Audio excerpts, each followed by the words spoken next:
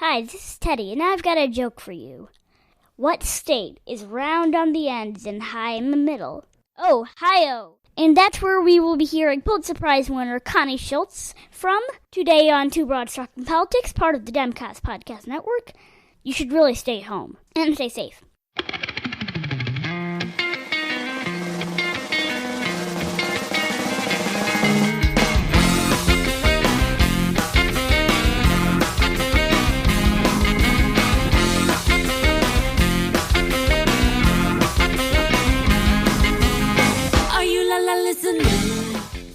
Hi everyone, this is Kelly with Two Broads Talking Politics, part of the Demcast family of podcasts, and I am joined by my co-host Sophie. Hey Sophie.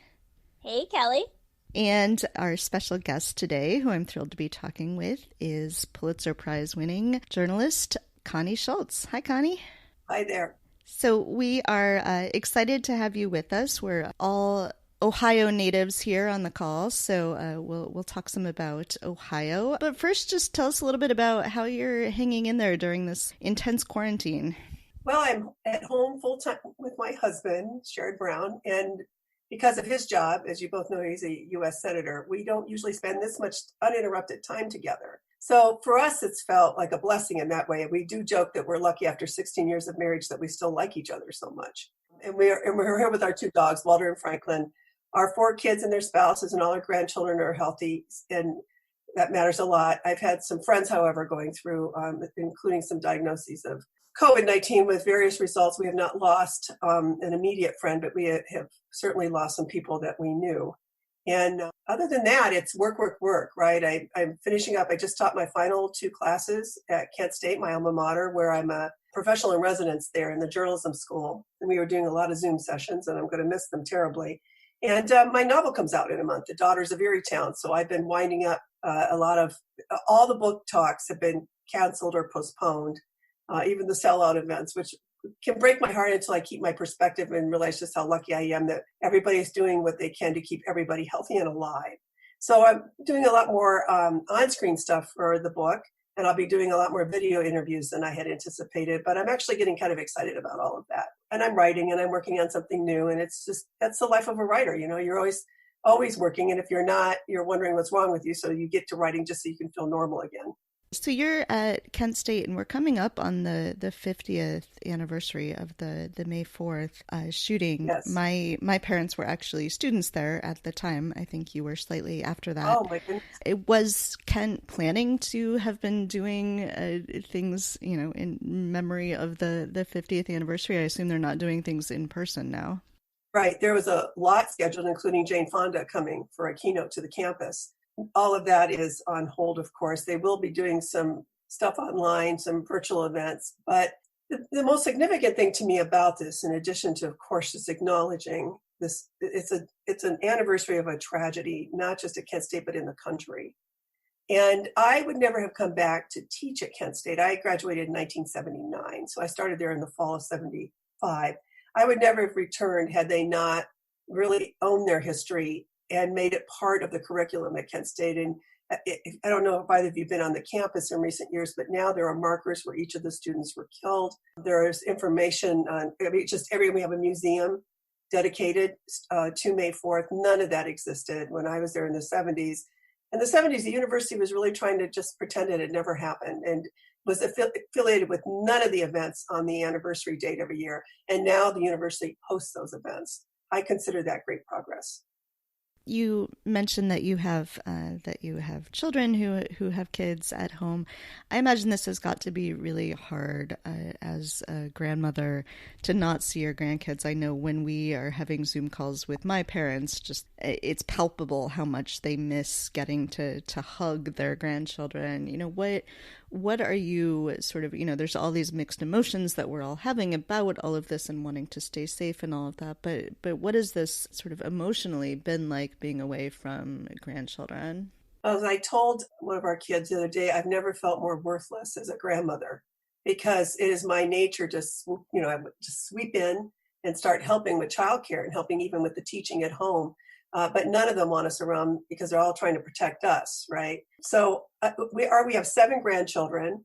Our oldest grandchild is 12, and then we have the other 6 are 7 and under. Most of them are way under, 4 and younger. And I miss them terribly. Fortunately, we've got kids. Our kids have been great. We do a lot of FaceTime. We're sending each other mail. I ordered a bunch of pop-up cards, and I love sending them to the kids, and I draw pictures on the notes and write little notes that I know their parents are reading to them. So we're doing what we can. I can't emphasize enough to the parents of young children listening to this. It means everything to grandparents to get those photos, to get those videos, to do the video chats.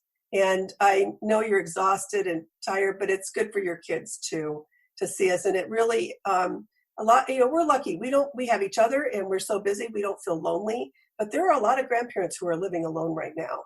And I never want to guilt anybody because there's so much going on already. I'm just making the request that if you can take a moment or two and even just, send a couple of new pictures a day, it really can fill some gaps that we're feeling. It's a longing. It's just a longing that grows longer and deeper and wider as this progresses. And one of the things I have to really work hard on is not trying to imagine how long it will be before I can even hug my grandchildren again, because I find that takes me into a valley pretty quickly.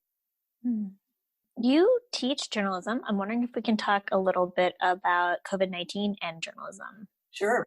I would like your take on sort of how you think the pandemic is going to affect political journalism and coverage of the 2020 elections, because I'm having so much trouble as a former journalist understanding how people are supposed to cover things like the convention or political speeches and rallies. How is that going to work with COVID-19, do you think? What sort of impact do you think that this is going to have on the coverage of the election? Well, my guess is that none of those things are going to happen. I don't think we'll see conventions. I don't think we're going to see political rallies unless the president of the United States tries to do something that foolish. I can't imagine we're going to be that far along where you're going to want to squeeze people shoulder to shoulder and have them shouting and cheering together. Not because, we know how it spreads, right? And we know how important social distancing is right now. As far as the journalism, one of the challenges for the journalists covering this nationally or responding to the national narrative here is that we're having to counter a lot of misinformation coming from the White House on quite a regular basis. And it can be pretty stressful for some of us sometimes to see the clear tension, not always acknowledged, between the public health experts and the president and his administration. So we've never had a time where it's been more important to be providing accurate information, but all he has to do is say something really dangerous, like speculating that, ingesting disinfectant might be helpful. And you have poison centers around the country saying they're getting a lot more calls. I mean, this is a hard issue to cover. It's hard enough to cover it because it's affecting so many people. But when you're also trying to battle misinformation from the very top of leadership or supposed leadership, I mean, I can see the challenge in that. When I teach it with my students, of course, their lives were abruptly uprooted. They had to leave the campus suddenly. So much many of them were supposed to graduate. They will still graduate, but there'll be no ceremony. There'll be no end of year stuff. I don't hear them complaining about that so much. They are really wondering what happens next with their careers because of coronavirus. Some internships are being canceled or delayed, and we're doing what we can at the university to help them through that. I've been advising, though, all of them to be taking notes, to be keeping journals, because they will be the storytellers of this pandemic. We will be feeling the impact of this pandemic for decades. And we want to believe, I learned this from writing the memoir of Sherrod's Senate race in 2006, when I did the book for Random House and His Lovely Wife. There were so many moments I thought, wow, I'm never going to forget this. I'm so glad I wrote it down anyway, because when so many big things are happening quickly, you do forget. And really importantly, you can forget how you felt in the moment, which may be different than how you remember it later, right? Because you may feel differently about the whole experience later. And so I've been encouraging my students to find purpose in this. They are meant to be writers. And I also had a lot of future filmmakers in my ethics class, and documentary filmmakers as well as feature filmmakers, in addition to the journalists. And I told them, it really is true that whatever you can get through, it's all material. It all informs your work. And that they are I was telling them before this that they were living history right now because of the Trump presidency. This has magnified that it's impossible to calculate by how much. As terrible as the information coming out of the White House has been, and as terrible as these press conferences have been, one of the sort of shining moments of all of this is how well the women journalists in these press conferences have been doing, the sharp questions they've been asking. You know, you came up in journalism at a time when there weren't as many women journalists. You know, what does that sort of look like? Do you think that this is inspirational to women who are thinking about journalism, if journalism continues to be a career that works, that pays money? Well, we'll always have our journalists, and one of the reasons I'm more optimistic is because the younger generations that have come up since are going to help us figure out how to save it and how to make it worthwhile. As far as the women, one of my favorite things to do when I am in Washington is, or to experience, is how many of the young women who are covering politics come up and introduce themselves to me. And I always tell them the same thing: you didn't exist when I was your age. It was so hard to convince any editors that we should be covering politics. And that is one of the biggest changes. And I think we're really seeing why it should have been happening a lot sooner, because they can be tough. And it's particularly important with a president who maligns women so regularly to have these young women. And by young, I mean, look, I'm 62, so you can live a lot of years and still be younger than I am at this point. To watch these young women, they don't flinch, they don't grimace, they just keep pressing for the answers. And the more angry and hateful he gets with them, the more support they are finding around the country. I hope people are being expressive about it. I'm certainly hearing about it, and I see it on social media because you know what? There's not a woman who hasn't been ambitious in her life who hasn't dealt with some sort of abuse like that, and somebody who's trying to tell us what we can and cannot do and how unworthy we are to have these positions.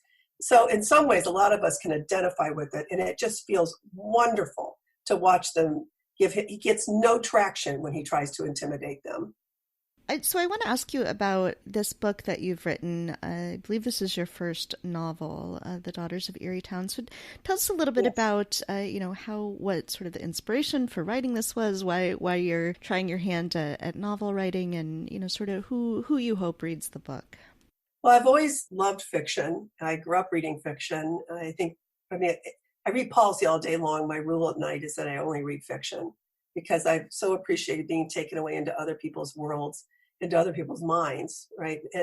But it never, because I have such reverence for fiction, I never imagined that I could be a novelist. But fortunately for me, my editor at Random House is Kate Medina, and she has edited so many of the greats, and she also happens to be my editor.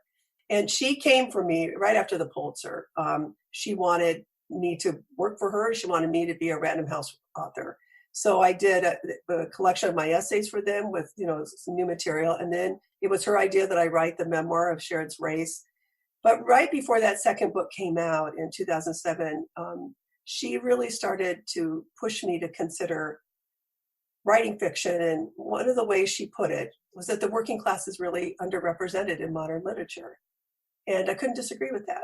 I've come from the working class. I'm the first in my family to go to college.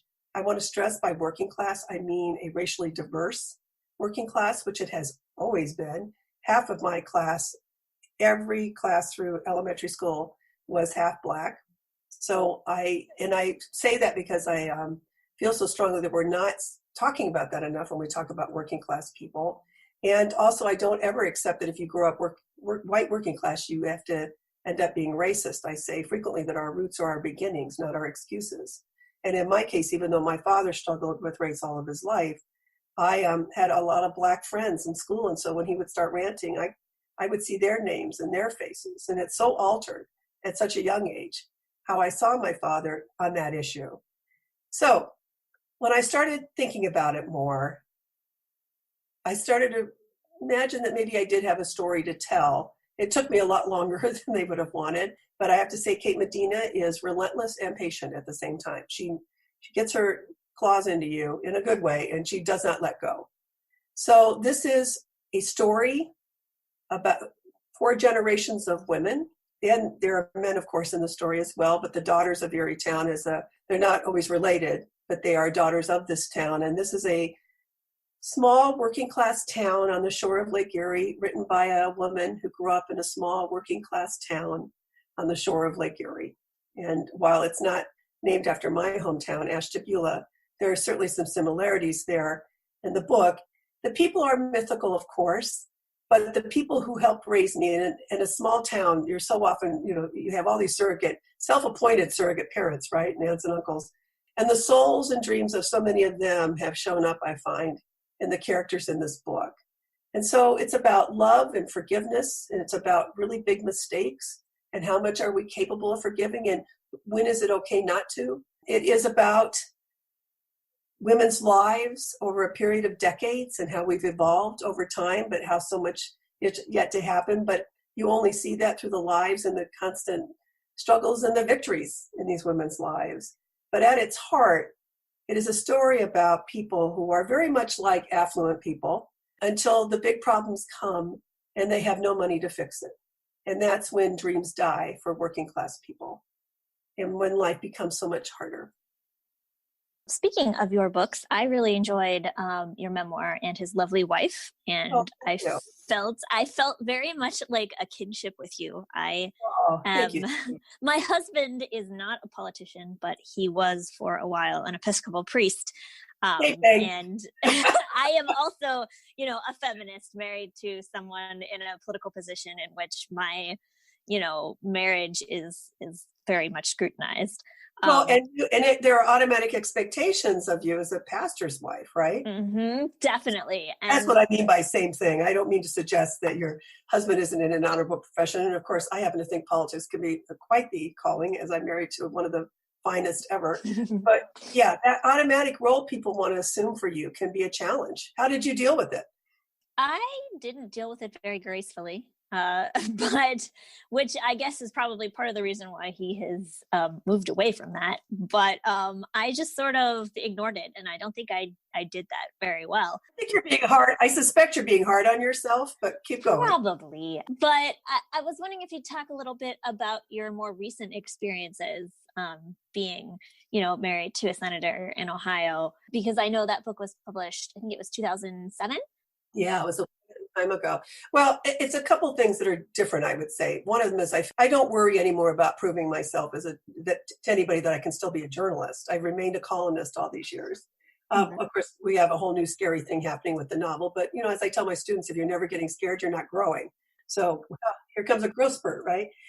I am often asked, and you didn't ask it this way, but I just want to respond in part this way. I'm often asked, what is it like to be a senator's wife?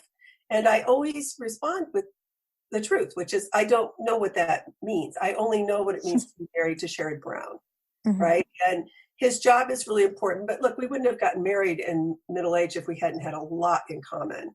And we do have a lot in common, and we believe in each other so much. And we've often said to each other, I wouldn't have won the Pulitzer without Sherrod. And he has said he wouldn't have won the Senate without me.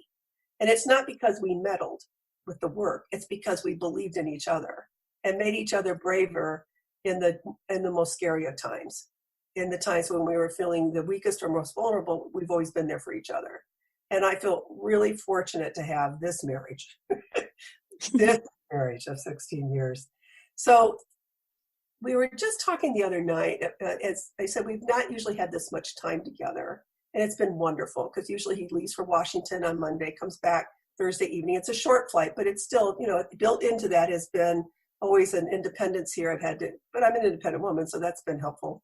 And then when he's on recess, which is such a funny term because it means he's working all around the state.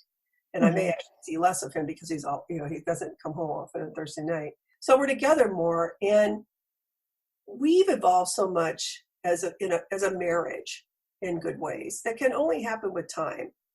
And I find personally, I'm still less defensive about the fact that I'm a journalist married to a senator because, first of all, I couldn't be more transparent about that. All my bios on social media make it clear. I've written an entire book about a Senate race.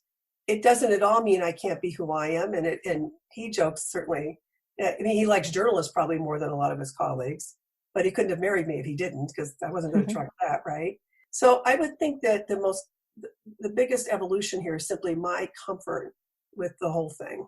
I am so happy to be Sherrod's wife, but I'm also so happy to be all these other things. I mean, when I wrote that book, we didn't have any grandchildren yet. And now we have 7. There are so many changes in my life, right? And I'm grateful for them for the most part. I certainly hope that what came across in the book in part is, because as you know from reading it, I was pretty scared when I had to take a leave of absence. I had just won the Pulitzer, and your usual career move is not to take a leave of absence and get involved in politics. But I really wanted to support Sherrod in his Senate run. I wasn't sure what was going to happen after. I know what I wanted to have happen. Well, as it turns out, it's been much bigger than I ever expected. But it had to start with my not giving up on myself, and I'm quite aware of that. So I want to ask a little bit about Ohio. I think Ohio has been, I'm always fascinated by Ohio anyway, but the most fascinating state to watch in this coronavirus pandemic, because, it's a state people think of as red, although, I don't think any of us on this call think of it as a red state. And it's a state with a Republican governor and a Republican state legislature. And yet it's a governor who has listened to science, listened to scientists, been very careful about the stay-at-home order.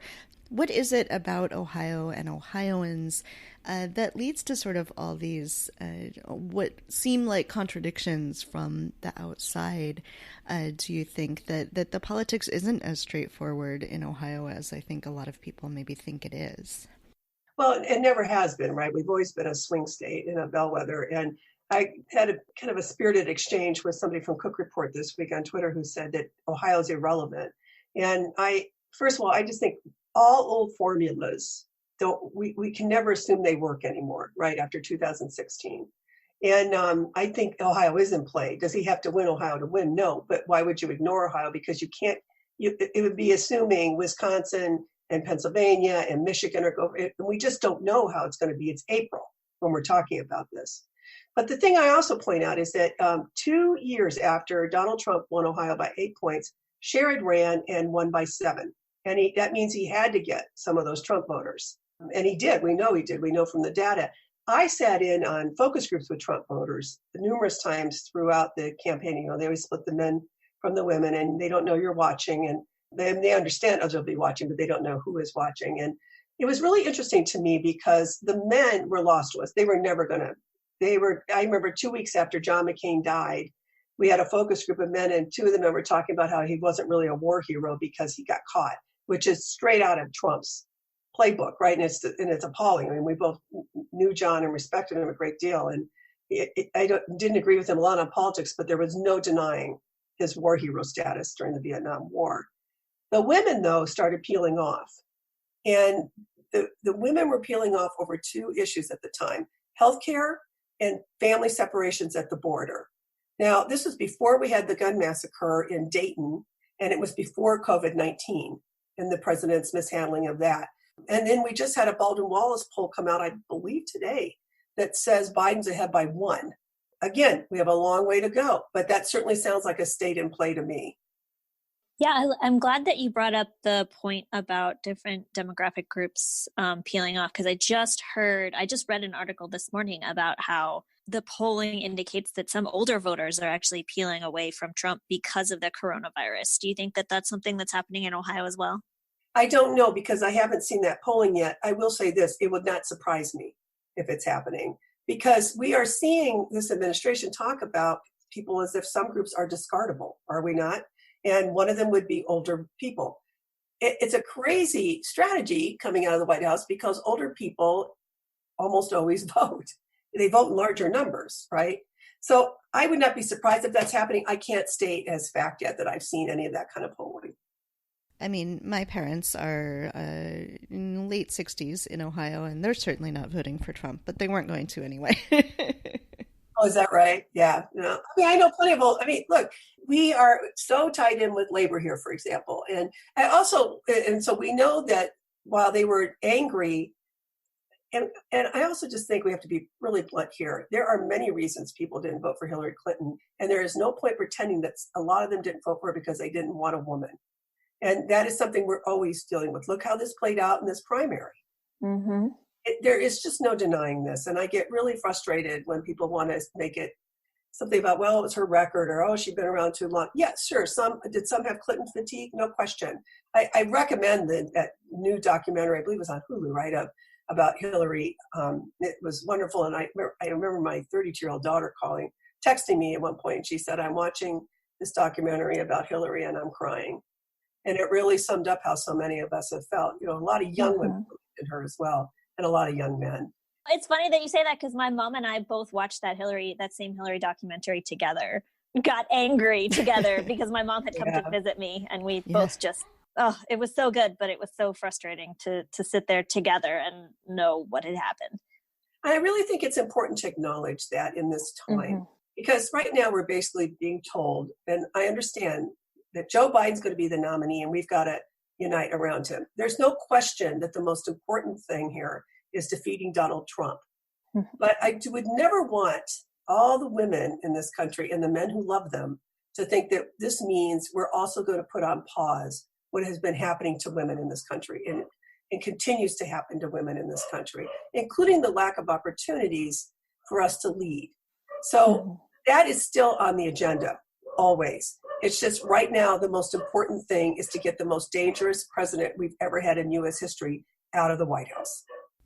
Yeah, and although it is not what we had hoped for, I think having a woman vice president is no small thing. We haven't had that, and I think change can then come very quickly if we, can move past this initial hump of just getting Trump out and then, really push toward what can be a really great future.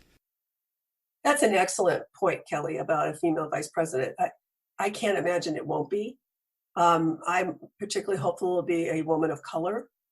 And that will be an historical moment for not just the Democrats, but for the country. I mean, we had a female nominee once before, but we have never seen the likes of these times, right? Everything is different. And that makes me hopeful as well. And so thank you for bringing that up. Well, so are there topics that you would like to make sure that we talk about today, things that are really sort of on your mind as we're in this moment? It's 2020, there's the pandemic, there's so much going on. And of course, the Senate is going to be back in session soon. So I'm sure that you have that on your mind as well. It weighs a lot on my mind, actually, because I may forgive Rand Paul in this lifetime. I don't tend to be somebody who holds a grudge, but he really scared a lot of us when he was tested, knew he had been tested, and didn't let anybody know he was waiting for results, and potentially infected a lot of other people in the meantime. Those kind of things are inexcusable no matter who it is, but when it's a United States senator doing it, you do not want a large percentage of the elective body in either the House or Senate to get COVID-19 if the country is to continue running. And because there's so much on their plate right now, and right now they're contemplating additional legislation to help so much of the country that's in need right now. So I have deep concerns about how soon they're going to go back, because I don't want my husband and his staff, and I don't want myself to be exposed to it if we don't need to be. But the country needs help. It's a real tension that everyone's feeling right now. I also want us to be mindful. We have so many parents with young children at home right now who are trying to work and to also take care of their kids. I have a thread going on my public Facebook page right now about that, and it is just heartbreaking. I told Sherry I want him to sit down. I'm going to read some of them to him tonight. Not that he's not already aware, but I want him to understand, fully feel, I guess, the magnitude of this problem. And what are we going to do for all these working families when the country can get back to some version of normal? How are we going to make childcare affordable for all families? Quality childcare affordable for all families. When are we going to prioritize that as a country? It's also going to be interesting to see how many of these companies who insisted parents must work 5 days a week in these offices, when now they're finding that parents, even with their kids at home, can be incredibly productive when they can pick their own hours of productivity during a day and still hit the markers, still make the deadlines.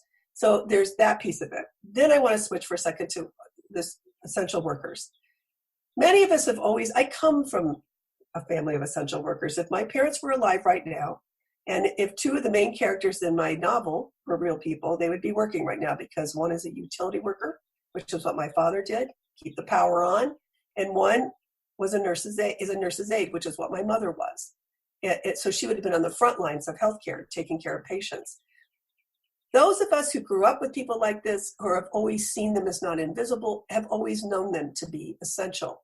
And while I'm heartened by how many people are, for the first time, acknowledging how important, including our trash collectors are, all the delivery people who are helping us, all the people waiting on us in hospitals and in stores and in groceries, they see them now as essential. What I'm hopeful for is that we are going to talk about them differently after this is over, that we will start taking better care of them after this is over, that we will respect the work they do, which is what we always should have been doing. And if you're familiar with my work at all, you know I know I harp on this, but this is an opportunity to drive it home, I think. Yeah, I think so too. And I've seen a lot of people who now have sudden respect for teachers now that they're trying to, deal with their own, teaching their own kids at home. I think it's too bad that it took something like this for us to realize how important these people are in our lives. But I'm hopeful too that it will sort of change that dynamic. I, as a parent, am concerned about the transition back to work, back to school, especially if things don't line up, right? If schools are not back in session, but we're suddenly expected to be back at work, how do these things work? Also, I was talking with my daughter, our youngest daughter. The transition for our children are going to be hard too, right? Because they're all of a sudden they took some real adjustment to be around. I'm speaking of younger children, daycare, preschool, kindergarten, elementary school, and they're finally getting accustomed to being with their parents regularly and have some sort of routine. And then that will be uprooted again for them. So parents who will be adjusting to getting back into the workforce will also be dealing with the emotional stress of their children adapting to this. There is so much to consider moving forward. Nothing just snaps back into place, right? Nothing does. And I'm hoping that we're becoming more mindful of all the people who help us without ever expecting gratitude. My mom always said, don't marry him until you see how he treats the waitress. And what she meant by that, of course, was how we treat the people we're allowed to mistreat is the measure of who we are. And there are a lot of people we've been mistreating for a long time, and now we're realizing how essential they are. I do want to also, I hear what you're saying about, wow, now they also respect teachers. It's very frustrating it took this, but my attitude is this, that whatever gets them there, right? We can't ask people to change and then not give them the chance to. And if they're willing finally to acknowledge how important these teachers are in our children's lives, I say, let's run with it. Yes. Well, and hopefully they learn to acknowledge that with, paid family leave and a livable wage and stuff, as opposed to just calling people heroes and thinking that somehow absolves them. In other words, put the bucks where you say your beliefs are now, because we're so behind other similar countries in terms of how we don't take care of our children and families who are raising them. All right. Final question. Have you picked up any new exciting quarantine hobbies besides cutting your husband's hair? Well, I have. And my sewing machine just arrived. And I have not had a sewing machine since I was in high school. But I didn't know how to use one. And I want to start making masks, including for our neighborhood. I wanted to do something useful.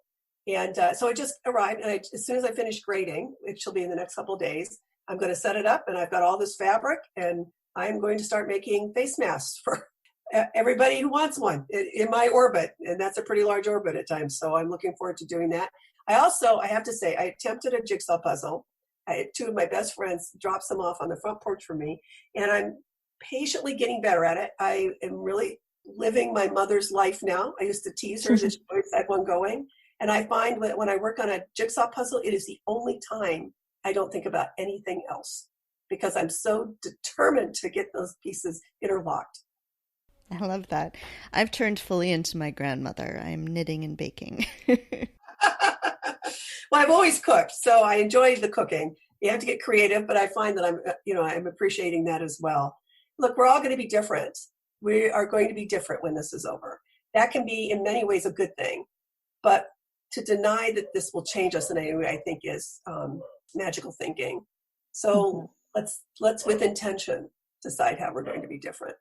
All right. Well, Connie, thank you so much for joining us on the podcast. This has been really fun. Sophie said she felt an affinity with you. I have always felt a certain affinity with you, being from a similar area of Ohio. So I'm so glad you were able to join us today. That means a lot coming from two women who are far younger than I am. So I have to tell you that has made my day. Thank you, both of you. Stay safe, okay? Yeah, you too. Thank you for listening to Two Broads Talking Politics, part of the Dimcast Podcast Network. Our theme song is called Are You Listening? Off of the album Elephant Shaped Trees by the band Immunuri, and we're using it with permission of the band. Our logo and other original artwork is by Matthew Weflin and was created for use by this podcast. You can contact us at twobroadstalkingpolitics@gmail.com or on Twitter or Facebook at Two Broads Talk. You can find all of our episodes at twobroadstalkingpolitics.com or anywhere podcasts are found.